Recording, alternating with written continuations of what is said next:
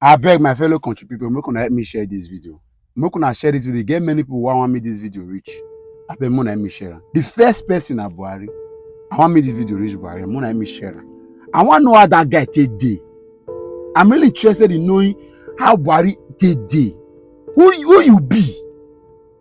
How you take day, Buhari? President Buhari, how you take day? Because I don't know. You know, you recognize your basic inadequacies. Yet you surrounded yourself with clueless, thoughtless, almost brainless people and give them various capacity in your cabinet. Imagine a minister of water resources. See video. This is the worst video I've seen of anybody. I see. With due respect, Buhari Tinubu too correct. Because if this is a Buhari minister of water resources, then I'm really scared. Imagine what is coming out from the mouth of a minister of water. Just watch these 2 minutes video. I can bet there's another video that is coming. But this one should win the award of the most disgusting video on the internet for this season. There is flood everywhere in this country. Water has taken over communities. We hear that over 600 persons are dead. As of 2 days ago, I'm sure it should be up to 1,000 now. And millions of persons already displaced. Communities, businesses, farms, everything. The world is disparate. And a minister of water resources will say that just watch, I beg. Watch! Stories I've been seeing on social media, I just laugh because they are misleading. Lagbo Dam releases the flood, its contribution to flood in this country is only 1%. Sometimes they release water without notice, and when they do that, it has impact on communities downstream. But it is not the main reason why we have flood in this country. 80% of the flows in this country is water that we are blessed with from God from the sky. This year's flood, I can assure you, we cannot blame it on Cameroon, to be sincere. Whether we're able to do that in Hausa or not, we'll continue to have floods on the river Niger and Benue basins. We signed the MOU with Cameroonian authorities. But since then, believe me, every year, once the flood season comes, it is the Nigerian Hydrological Services Agency that calls them. What is your level in Lagdo? What is your level? Even this one, they told us when he called them, when he saw that the rains were, I was communicating with the DG NISA. I said, what's happening in Cameroon? He said he has been calling them. They said they have not released any water. But they said they will inform. They are the ones that should be keeping us informed on the basis of the MOU. They didn't.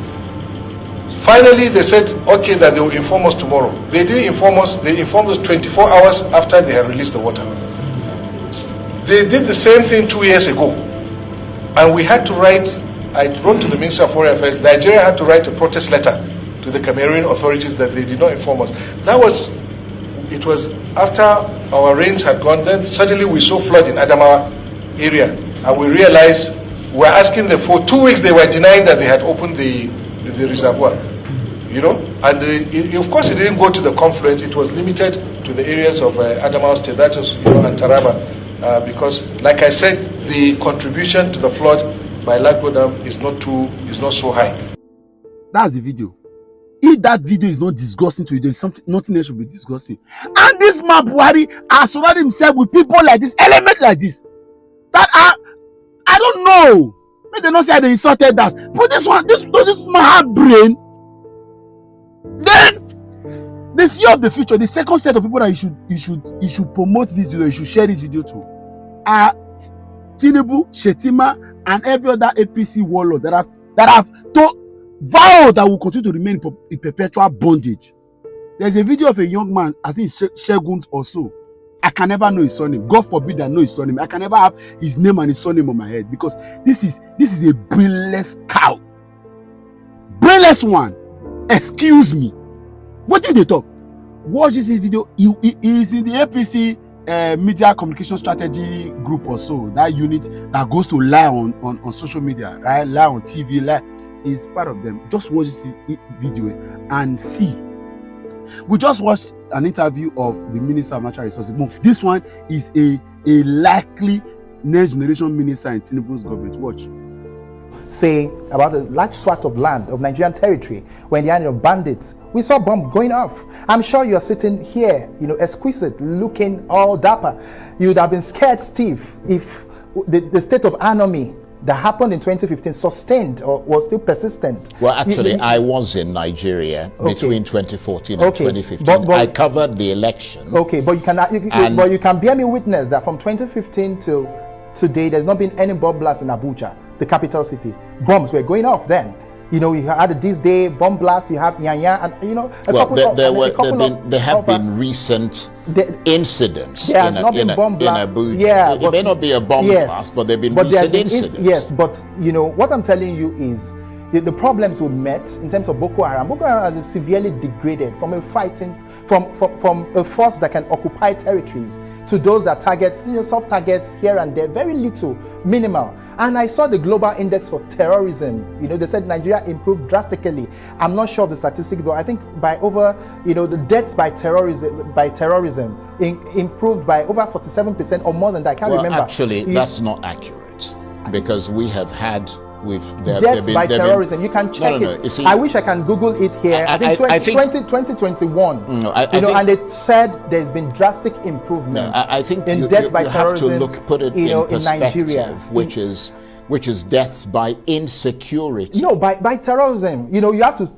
Insecurity. I'm not the one. I'm not the one that does the index. I'm telling you. I understand what you mean, but it makes no difference to a victim. It makes a difference. No, hold on. It makes a difference. You know why? No, hold on. Let me just. You know why? It makes no difference. It's an international index. It makes. And I'm not in a position to tell them that they should categorize it into full insecurity or full. It makes terrorism. no difference. But I need to make a point. I need to make a point. There is no difference. I need to make a point. There is no difference between, for me, somebody who is a victim, it makes no difference whether the person who attacks them is a terrorist, a bandit, an armed robber, or a kidnapper. It makes no difference. Well, the point is the issue of insecurity. Yes, and I'm going to. Can you imagine? Can you imagine what this one is saying with his mouth? How brass, insensitive, crass wickedness, evil-hearted. You say, does it concern you, or whether it's insecurity? But terrorism, that's what we're talking about. And people are dying daily. People were kidnapped and kept in detention for weeks and months. This is the problem. When we say we do not want Tinubu, it's not because we think that Tinubu is a bad person, so to speak. These are the elements. Because when these men become old, weak, and frail, they now commit leadership to a certain individuals that they think they trust, and they think they should. And these are, you see the minister, this is a future minister in Tinubu's government. You can hear him almost not allowing the interviewer to have a say in the argument.